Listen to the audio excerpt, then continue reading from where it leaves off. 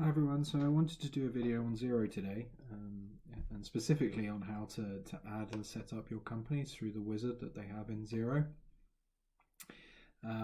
So first of all, just launching into the product and what you can see here. So when you create an account in Xero, you have your own My Xero space, and if you want to add an organization, you can see the Add New Organization button here. Bit of a mouthful. If you press that, it will take you through to another screen where you just type in the name of your company, say the location, and then you can press Start Trial, just open a free version, or Buy Now if you're happy just to accept the cost. If you haven't added your details before for payment, you'll need to enter those and sign up to the subscription. Once you're happy with that, you will move through to the wizard. Okay, and Xero quite helpfully takes you through a number of different screens to get everything set up how it should be.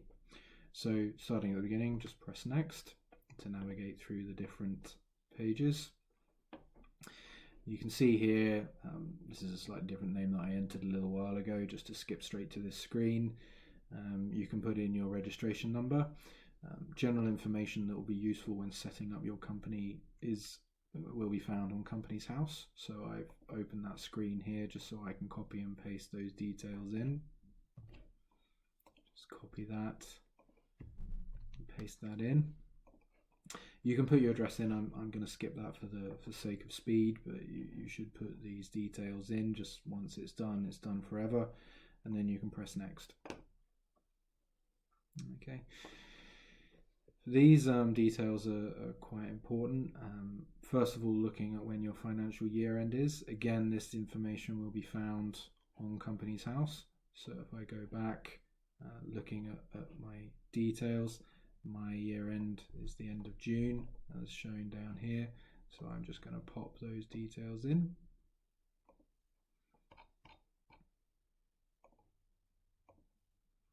As such, that period, again, depending on what is necessary, and I've saved my VAT number down here, so again I can just copy and paste that in. Leave these details. I'm not in the construction industry, so I'm going to leave that, and I'm going to skip through the back's details because it's not relevant to me. The next screen is about invoice settings, and this is about setting up your invoice templates. You don't need to do this right now, so I'm going to skip through this because it's quite a specific area and it would take a little bit of time to get the logo and items set up, so I'm just going to skip through that.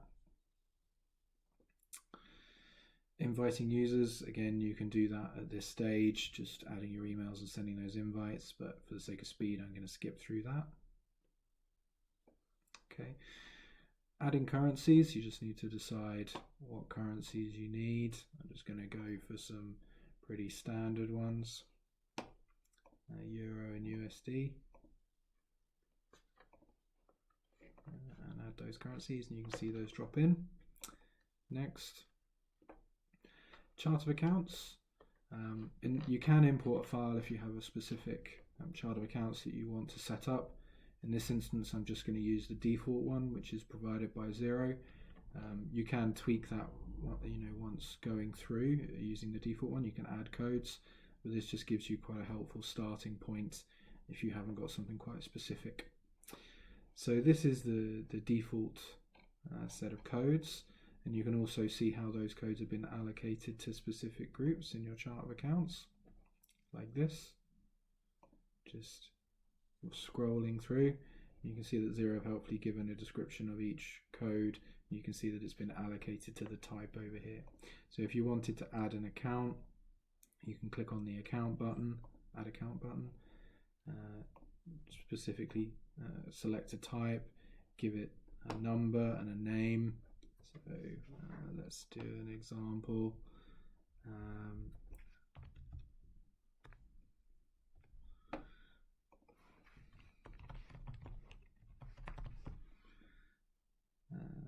going to put 20% VAT on, and just click save. And that has created that code for me. I also want to add a bank account. So I'm going to select a bank in particular. I'm not going to connect my bank because this is only for demo purposes, but using OpenWorks, which is the integration partner that Xero used to connect certain banks, you would be able to log into your internet banking and make sure that your bank feeds are happening every day, which is something I would very much encourage you to do. It just means that you don't have to import those manually. Seeing as this is a demo, I'm going to skip that because I'd actually have to log into the bank account to allow Xero to obtain that data.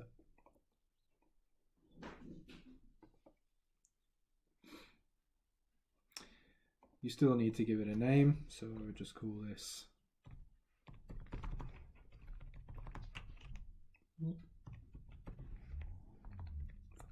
type, select other, give it some details,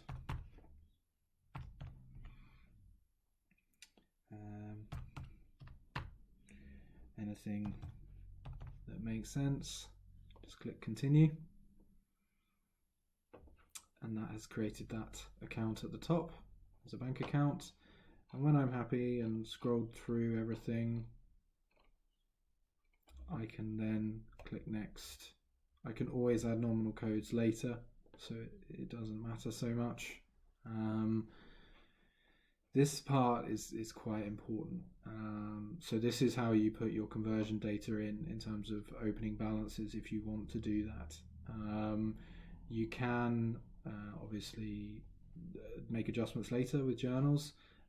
Once you've created this transaction though, it is permanent, so you do potentially want to know what you're doing when you get to this stage, if you want to finalize everything now. Okay, so this is saying that the date of the journal for your opening balances when they're coming in, it defaults to where we are now in the calendar year, but you can obviously change it to your previous year end, or whenever is relevant, depending on when you want to put those opening balances in. I'm going to leave it as that date for now and click next. Okay, you can see that it's defaulted to a couple of nominal codes, right? Quite simply what you would do is you would put various details in till your account's balance.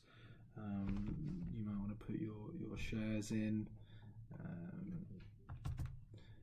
and basically just build this up in line with what you want to carry forward as part of your accounts. Normally you would want your accountant to do this, so it's potentially worth getting them involved to confirm what your conversion balances should be. But for the sake of this, I'm just going to fill in various balances to get it to a position where I'm happy enough to press OK. You can see that in this example now that where I put those numbers in, the debits equal the credits, so no further numbers are required, and you see I can lock the balances. So this would mean that nothing will be able to change from this date. I'm not going to select that, but just to finish the process, I'm going to click next. It's asking me to fill in my creditors balance because I've selected that, so or entered a balance for that number, which means I have to put in the breakdown of those bills. So from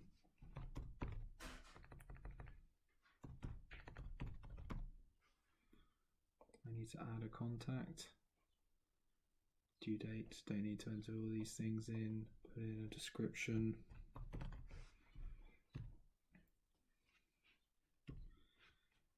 Put it as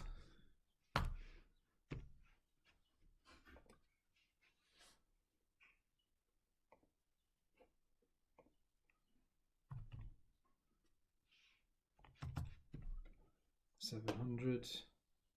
I'm going to take the VAT out and press save. Oops.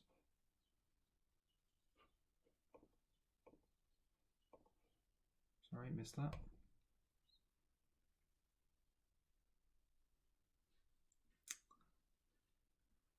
Sorry, the balance should be 600, so you can see that Xero has tried to help me out there. So I'm going to change these down so that I comply with what I put in as an opening balance. You can see now that that's matched to my creditor balance, which means I can move on. The creditor balance is a breakdown of my suppliers.